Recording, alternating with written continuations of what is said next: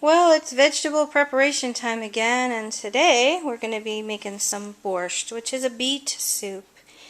And I've already started just preparing some vegetables, chopping them. These are some turnips, these are some potatoes. I use both onion and shallot as well. And if I can find it, I'll throw in some garlic. I'm not sure where I put it. The first thing I do is start with cabbage, and I shred it into really small pieces, and then I chop it so I have both textures in there. People always ask me if using both of the textures for the size there changes the cooking time, and it doesn't seem to change it at all. And what I do when I've got this cabbage, I'm going to fry it dry, actually, with some of my spices over here. And the one that I begin with is always the caraway seed. I do it dry. First what I'll do is I'll sort of dry roast that, and then I'll put in coriander seeds as well as celery seeds. And the child wants to get up onto the chair. Come here, little baby. Oh, he's caught. Here you go.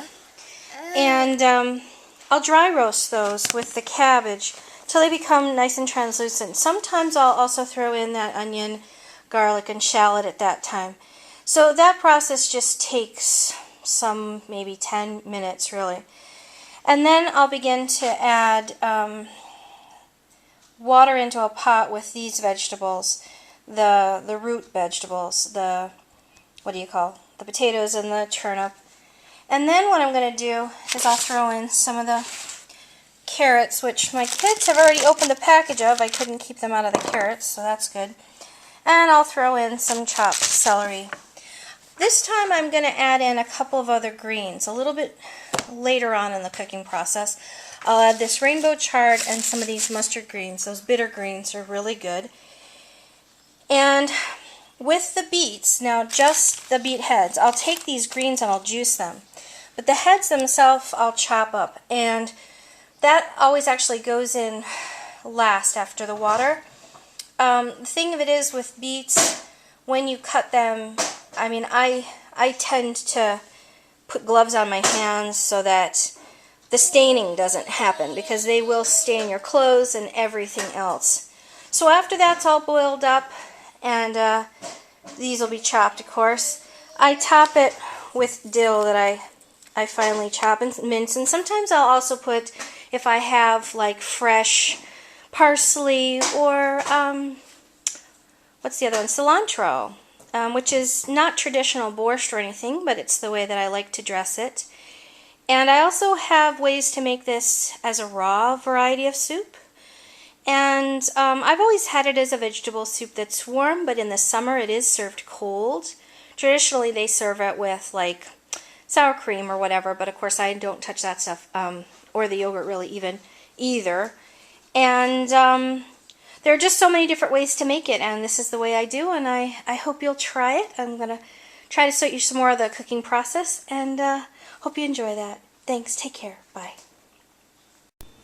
So I'm going to start getting this pan nice and hot. I'm going to put it up to about, well, a pretty hot fire here as I begin dry roasting with the caraway seed. And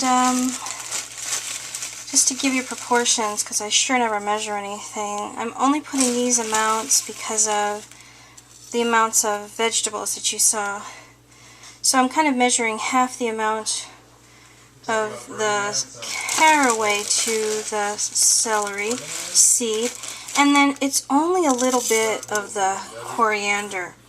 Now, the other part that I put in, and quite a liberal amount, because if I don't, the Hungarian inside me screams at me, the paprika. And the paprika gives an amazing flavor. So I'm going to just dry roast these, and when that's done, I'll add the cabbage.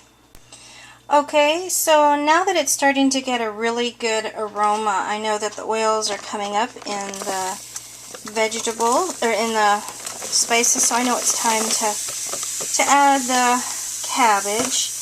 And it's at this time that I also add a very small bit of sea salt, and it is not necessary.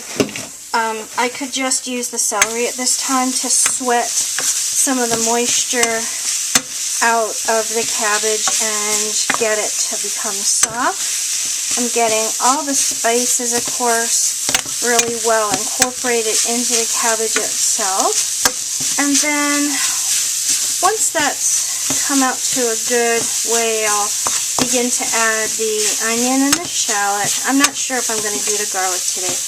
The other thing about this as well is, you know, I'm making this without any oil, and of course you can put in oil. I just really like the flavor of the dry, and if you are doing, you know, a non or low fat vegan, it just is perfect this way. So, and it is so tasty.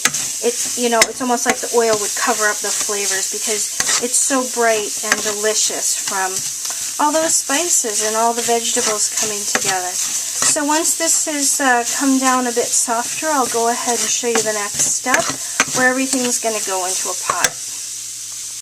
So this is with the shallots, onions, and the celery coming into the first part with that cabbage and all the dry roasted spices.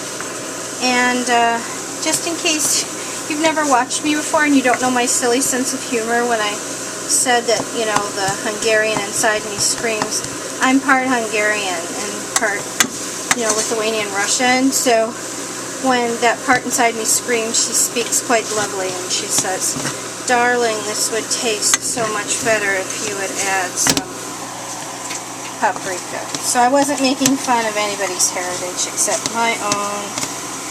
Anyways, getting ready to go into the pot, and I'll show you when it's all mixed. Okay, so this is the pot of boiling water with all the root vegetables in it, and I'm about to combine the cabbage mixture right into it, and that goes in, and then the ever famous, what makes it the soup, is the beets right there. And I really did wear plastic gloves because otherwise it just stains everything. And the greens that I'll put in, those bitter greens, those mustard and chard, those will go in very much at the last. This right now I'm going to cover and just get those vegetables, those root vegetables cooked. Yes, everything will turn sort of a pinky color, the potatoes and the turnips, but it's worth it for the flavor. And this feeds the blood and the spleen and cleanses the liver and nourishes the heart. There's so many benefits to this combination of vegetables, and you can just vary it in so many ways. And then when it's finished cooking, I'll top it with dill. But before that, I'll take about half of it out, or use an immersion blender if you have one, to make the soup really nice and thick, and then combine the chunky half with the smooth half, and you have a delicious, hearty, wonderful dish. So hope you enjoy it, and let me know if you make some. Take care. Bright blessings. Bye.